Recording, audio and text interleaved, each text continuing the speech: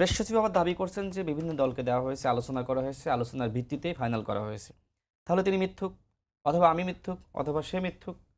আপনি খোঁজ নেন বিএনপির কাছ থেকে, অন্য দলের কাছে জিজ্ঞেস করেন।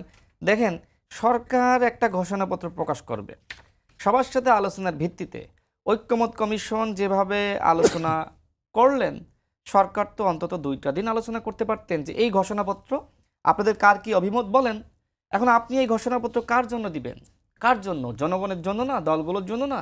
সেই জনগণের কাছেও তো আপনি দিতে পারতেন। দেন, আপনি আপনি পাবলিক করে দেন। সেটাও আপনি করলেন না কেন? এই রহস্য কেন? এর ভিতরে কি আছে? আজকে সরকারের একজন উপদেষ্টা বলছে আরেকটি 1-11। তো ভাই, 1-11 আরেকটি হবে তুমি জানো, জানার পরে চেয়ারে বসে আছো কেন? আসো, পদত্যাগ করো, আমাদেরকে জানাও যে এই কারণে আমি মনে করছি। সে একটা ফাজলামি শুরু করেছে।